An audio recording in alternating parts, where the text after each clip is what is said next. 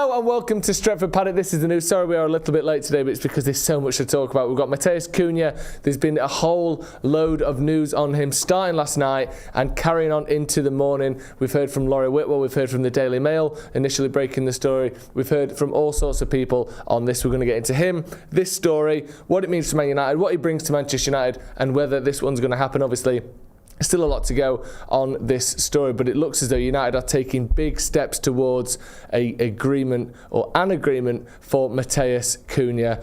Big story, this one, obviously, looking to be United's primary target this summer, and there's lots going into this, why it's happening so quickly, why it seems to be happening early, and exactly why this deal is going down the way it is. We'll get into all of that. We've also got some updates on Marcus Rashford, a little bit on Harry Amass as well. There's been some interest in him already from some Championship clubs, and a bit of a sad one, a bit of a look at why Victor Lindelof had to leave the game early the other day. Obviously, he got subbed off at half-time, I believe, didn't he, against Lyon. And it's an update, basically, on him and what happened there. So, let's start off as we mean to go on. Hello, everyone. Robert Donovan says, can we get a striker too? We'll link with strikers and number 10s, number whatever Cunha is. He's a kind of... he's like a forward, isn't he? So he can sort of play as a winger, he can sort of play as a striker, he can sort of play as an attacking midfielder. He's kind of in that whole kind of ballpark, and I think that number 10 role that we see Garnacho and Ahmad and obviously Xerxes at United is where he would come in to play. So let's start with this story. Let's go back a little bit before we get up to the sort of the freshest, latest parts of this story. This was in the Daily Mail yesterday. And we saw United closing on Wolves forward Matheus Cunha ahead of Newcastle, with Start eager to play under Ruben Amorim after the pair were spotted chatting on Sunday. So we saw this story come out last night. A big story, obviously, that goes into the details of, you know, I think it's gone from... Laurie Whitwell was on the show, on the channel last Tuesday, a week ago today, saying that Manchester United were interested in Matheus Cunha, definitely interested. And obviously, we trust Laurie. Laurie is very reliable. And we believe that this seems as though that things have taken a step forward. There seems to have been more contact. There seems to have been more in terms of negotiations. So it says here, Manchester United are inching closer to an agreement with Wolves for forward Matheus Cunha over a move to Old Trafford. United will still need to activate the Brazilian £62.5 million release clause, but are hopeful of having terms in place by next month while they still have headroom under profit and sustainability rules. As Mail Sport revealed, Newcastle United have been the main competition for Cunha's signature, and they were keen to utilise him on the left of their attack. But the 25-year-old looks to have been swayed by the prospect of playing a pivotal role in Ruben Amorim's squad revamp. Amorim has made no secret of his admiration for Cunha, praising his versatility and goals output. The Manchester United manager was also spotted in conversation with Cunha after United and Wolves met at Molineux and again in the tunnel at Old Trafford on Sunday. United hope to sign Ipswich Town's Liam Delap, but face increasing competition for his signature as Chelsea and others consider activating his £30 million release clause. So that was last night. Then we saw everyone else kind of respond to this. So we saw Fabrizio Romano come in next, and he had a lot to say about this. You can see him tweeting, Manchester United are leading the race to sign Matheus Cunha from Wolves as negotiations are ongoing. Personal terms are being discussed as Man United are aware of more clubs keen and £62.5 million release clause available. Good feelings after initial contact between Cunha and MUFC. Then there was also a video that Fabrizio Romano did on his YouTube channel last night, and we've got a lot of the quotes from that as well. So he said, we knew about the interest, we knew about his name being on the list at Newcastle and Manchester United. Both clubs wanted him, but now we can say that Man United are leading the race to sign Matheus Cunha from Wolves. Cunha signed a new deal in January with a £62.5 million release clause. No need to negotiate with Wolves. Maybe they can talk about payment structure and clauses and all of these sorts of things. But in terms of agreement, the agreement has to be done with the player, not with the club in this case, because there is a clause. And I can tell you that in the last 48 hours, Manchester United had fresh contacts with the agents of Cunha. It's been really positive because of the project explained by Manchester United to the agents of the player. So the feeling between Cunha and Ruben Amorim is excellent. Someone is telling me that there was some sort of great connection between United and coach the coach and the player, so obviously Amrim and Cunha. So it was a very positive contact. Because of this meeting, we can consider United ahead of Newcastle and also other clubs interested in Cunha. Big story this, because like he says there, the 62 million release clause, it almost takes care of itself. And obviously it's a lot of money, and I would say you're just entering into that, well, he costs 60 million, he needs to be better than this territory. I think when you're in the 50s and the 40s, you're allowed to just be an exciting player with some promise or some talent or this, that and the other. I think once you get 60 and above, people expect something from you. And whether, and I think what the expectation with him would be, 10 plus Premier League goals, maybe 20 plus goals and assists in all competitions next season. That's what people would be looking at in terms of it not being like, we paid 60 million, he's got to be better than this. But there's a few things that work in his favour. He's done it at other clubs. He's playing for Wolves, literally one of the worst teams in the league. I know we just lost to him, by the way. So, we're also one of the worst teams in the league. And he's still putting up decent numbers. You look at some of his underlying stats. I think we tweeted yesterday that I think we've got it there you go, that he's got 26 goals in his last 57 appearances for Wolves, which is very good. As someone that he does play up front sometimes, but sometimes you've got Strand Larsen playing there instead of him. He kind of plays on the left at times, he'll play on the right, he'll play as a 10. Like I said, he's this sort of forward where they can sort of play anywhere. There's been loads of them down the years, but someone like Griezmann jumps to mind, where if he's playing on the right, you're not shocked. If he's playing by himself up front, you're not. Left, same. Number 10, the same. I know obviously Griezmann's been more specialised than that down the years, but he came through and played in loads of different positions. A lot of modern football is like that. You're expected to do a lot of the same things, whether you're in that number 9, 10, whatever winger position. And Cunha's very much a modern footballer. Very, very good striking of the ball. You look at his goals as well. They're not just like easy tap-ins. He's very good at making space for himself. He strikes the ball incredibly well. He's got a bit of the Bruno Fernandes about him, where he's smacking him in from 15 yards, 20 yards, 25 yards. He's a really clean strike of the ball. And just looking at some of his stats, and again, it depends what you consider him as, because if you look at him as an attacking midfielder and a winger, obviously his goal stats are absolutely through the roof in terms of comparing him to other wingers. If you compare him to forwards, his passing stats are absolutely elite. Like, compared to other forwards, he's in the top 2% for passes completed, top 1% for progressive passes, top 3% for progressive carries, and top 2% for successful take-ons. He dribbles very, very well. He's also, if you again compare him to forwards, in the top 1% for interceptions and top 4% for tackles. Then if you compare him to attacking midfielders and wingers, he's in the top 4% for goals, and he's just a very, very well-rounded player. We've also heard, I think, a little bit from Laurie Whitwell on this morning as well. So he said, and this is the biggest update this morning, Manchester United hold positive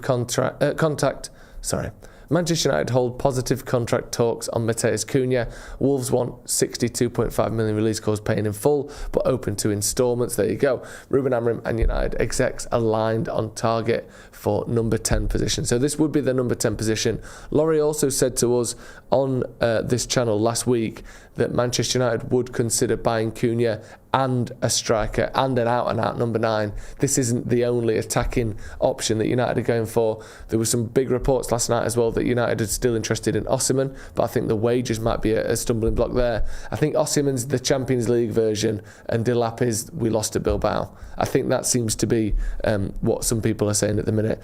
Sorry about my voice, by the way. I've still got a bit of a cold and I'm sort of crackling through this news here. Ryan Pitt says, morning Joe, I'm a bit late. No problem at all, Ryan. Thank you for joining us. Akash K says, we need a bastard in our dressing room. This signing makes sense. It does, but there's different types of bastards in there. Because one is he winds up the opposition players, he gets stuck into tackles, he uses the adversity of a game to fuel him, to fire him up, to make him pissed off and to play better. That's one version. That's what you want.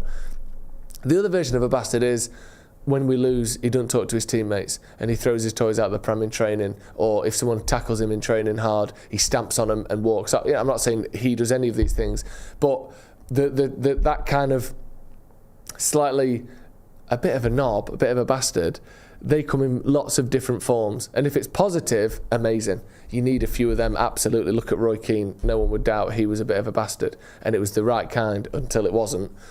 But for most of his career, Roy Keane was a fantastic version of that sort of player.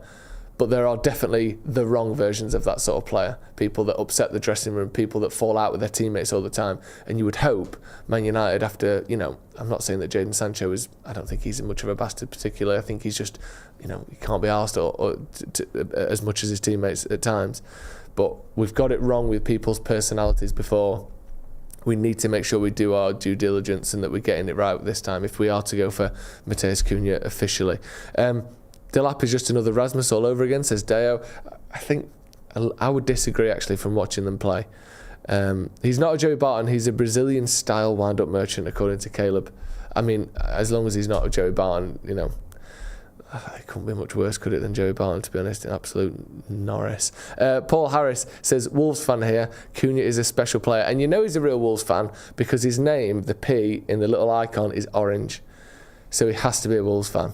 Is this when I'm about to be told that Wolves don't play in orange, they play in amber or something like that? It's one of them, innit, Harvey? There's a particular colour that Wolves play in, and if you don't say it, they all get annoyed. Like a Blackpool tangerine. Like a Blackpool tangerine, exactly, yeah. What is it, the colour that Wolves play in, and they tell you off if you don't say it? Cunha is basically the best young Brazilian striker. Yeah, I mean, he is. He's very versatile. His passing stats, like I said, we shouldn't overlook that, because he is someone that can do a little bit of everything. And like I said, if you compare him to other strikers, his passing stats are absolutely ludicrous. He completes more passes, his total passing distance, his progressive passes, his dribbling, his expected assists, his key passes, his passes into the final third and into the penalty area are all in the top 3% compared to other attackers and forwards. That's what I mean. He's got a bit of everything. He's an absolute hybrid of a player, which Amrin will absolutely love. If Højlund's injured, or maybe we sell Højlund, if Delap's injured or Zirkzee is injured, he can play as a number 9. If Bruno's out or Mainoo's not feeling right, or you want to drop someone back a little bit deeper, he can play as a number 10. I think it will be a number 10 almost certainly. But if you're in a dire straits, he can play that number 9 role as well. He's a very, very exciting player. Antel, isn't Wolves' colour called relegation orange? Oh yeah, that's it. Yeah, old gold. Someone said. That sounds like, I don't even know what people talk about, like the royal family and stuff, where people bury gold in the mountains in Switzerland. Let's move on a little bit from Cunha. We've got fantastic timing as well. We've got Nathan Salt from the Daily Mail, the same publication that broke this story last night, coming in today. So we'll get exactly what's going on, why Manchester United want him, how advanced this deal is. I'm going to absolutely grill him on what is going on with Matheus Cunha to Manchester United. That is a big story coming out in the last few hours. And we've got Nathan Salt from the Daily Mail, obviously the colleague of the people that put that story out today. So he will obviously have been speaking to them, you would hope, and know a little bit more about that story. So very, very excited to get him on this afternoon. Akash K says fair play to the Mail. Yeah, like I said before, I know it wasn't Chris Wheeler. Who was it who broke this one, Harvey? I think it was Simon Jones. I think it was Simon Jones who broke this, not the former English cricket fast bowler. Yeah, but actually it could be the former English cricket fast bowler, what do I know? But yeah, the Mail have had I think they've had a bit of a resurgence in the last sort of 6 to 12 months in terms of reliability. They've been getting some good stuff. So interesting. Ben Hatcher says, I just Cunha'd in my pants. I don't know why I read that. I didn't have to read it. Bloody hell, Ben. Sorry about that. Anyway, let's move on to our next story then. This is a little bit on Marcus Rashford. It's coming out of ESPN, and it's the story that he may be up for another loan next season. It's Rob Dawson. Obviously, we've had him on the channel many times. But it's talking about, obviously here, Rashford is guaranteed to spend the next month with Unai Emery's side after agreeing to a loan with him in January, as we all know. What happens beyond that is up in the air. Sources have told ESPN that another loan move has not been ruled out, as spending a season away would get the majority of Rashford's wages off the books and eat up another year of his contract. Moving to Villa Park permanently, meanwhile, would either require Rashford to take a pay cut, something that he was apparently reluctant to do in January, or for United to pay up part of his current contract, which you can kind of understand a little bit, can't you? If you're Marcus Rashford, you think, He's negotiated this big deal. It's maybe even the deal that's cost him his United career, because if he was still on 200 grand a week or whatever he was on, and he was one of the middle earners at United, you kind of allow him to be getting 15 goals and assists in a season, wouldn't you? We wouldn't be happy about it, but it's not this like, right, we have to get him off the books type of situation that we find ourselves in now. You kind of want some of that money. If you're going to go to Villa and get half of that, do you not want, they set you up for the rest of your life? You might want to have another year on 350 grand a week. I know it's slightly selfish or whatever, but he's a human being and this is his job after all. So if he's not going to play for Man United, he's probably still going to want that money that he signed up to, what was it, 18 months ago? 12 months ago? He's got to still have at least 2 or 3 years left on that deal. So, I'm not surprised that he doesn't want to give up all of those extra millions and millions of pounds per year. We'll just have to find somewhere that want him. Hopefully Aston Villa come in and say 40 million. Rashford goes, you know what? I've spent my time at United. It's not going to work out. I'm loving it at Villa. I'll take a pay cut. Maybe he'll do that. That would be great for everyone involved, wouldn't it? And then United can move on with a bit of money in the summer. It still feels mad to me that he's going to leave. But I don't see a world where his relationship with Ruben Amorim gets solved. Certainly, if United are looking at the likes of Cunha and Delap and maybe even Osimhen as well. It seems like Rashford's days are completely done, doesn't it? Let's move on then. We've got another story here. This is Harry Amass. And this is from Give Me Sport. They're calling it an exclusive. How much we trust Give Me Sport is, toss of a coin in it. It could be true, it could be nonsense. But we'll read it and we'll go through it. So Give Me Sport sources have revealed, as it says here, that United are expecting Amass to be the subject of loan offers from the Championship side. Man United are expecting Harry Amass to be the subject of loans from Championship sides. Give Me Sport sources have revealed. I could have told you that. No offence, Give Me Sport, on your big exclusive. United think that a Championship side might want to loan our promising young fullback. That's not a story. United expect it. It says here, Man United are bracing themselves for offers. Like, right, just hold on to something. Get down, get on the floor and hold on to something. There's going to be loan offers from Championship clubs coming in. Brace yourselves. What do you mean bracing themselves? Of course there's going to be loan offers. He's a fullback that might not get a lot of minutes but looks very promising. You know what? Give Me Sport, they've done it again. Here you go. Give Me Sport sources have been informed that Leicester City are keen to win the race for Amass. Okay, now we're talking, because we've got some specifics. Give me strength, more like, according to Brenaldinho. Love that. Leicester City are keen to win the race for Amass after their relegation from the Premier League was confirmed last weekend, but they will face stiff competition after he put in a promising performance during Man United's defeat to Wolves. Great. So, there you go. There's going to be teams that want to take Harry Amass on loan. Stunning news coming in from Give Me Sport. You know what I mean? I don't even want to diss them particularly, because I'm sure they're obviously doing the best, and they may well have heard that, but I don't think anyone is going to be shocked that a United player is going to be subject to potential loan interest over the summer. So whether he goes or not is a completely different matter. Anyway, let's move on to our final story. And this one, it was an interesting story, this, because we saw during the game against Lyon, it was Mazraoui and Lindelof, wasn't it? Both got subbed off at half time. Yeah. For family emergencies, yeah, and as Harvey's saying there, separate things but family emergencies. Now, obviously, with it being a footballer, we hadn't heard anything else. Your mind starts to think, was it a burglary or something? Because that, unfortunately, that is one of the downsides of being a footballer and people knowing where you live and living in a big house. They are often targets for burglaries. Unfortunately, it's something probably even it's even more sad and potentially serious, but we don't know how serious it is. This is the story anyway, from the Victor Lindelof side of things at least. Victor Lindelof was forced to rush away from Old Trafford at half-time of United's Europa League comeback with Lyon, and the reason has now been revealed. It says here that his son picked up a serious head injury. With Lindelof, there we go, we're flying all over the place. Lindelof's wife, Maya, said an hour before the Lyon game started, our babysitter called and said they were in an ambulance on the way to the hospital. My youngest son, Francis, had split his entire head open. He had been chasing his big brother, Teddy, Ted Louis at home and fallen into our glass staircase. Blimey. His forehead was in 2 parts. He was in hospital both Thursday and Friday. He had to have plastic surgery to put his forehead back together. He was put under anaesthetic. I mean, this is absolutely horrific, isn't it? It's the first time I've experienced something like this happening with one of my children. It was incredibly unpleasant and not something I want to experience again. The operation went well, which is obviously good, and Francis is back on track. He's a Viking and back to normal. Everyone was so worried, but he continues life as if nothing happened. The doctors say he'll have a big scar on his forehead, but never mind, I'm just happy that it went so well. Scars are cool. That'll be fine. I mean, it's obviously, you can imagine that, how stressed and scared you'd be and how upset you'd be as the babysitter as well when you're looking after, you know, if there's a house with a glass staircase in it, you're obviously interacting with some pretty wealthy people and you'd feel very, very embarrassed and scared about what's happened. But by the sound of it, obviously it was all just an accident. And the good news is it all seems to be...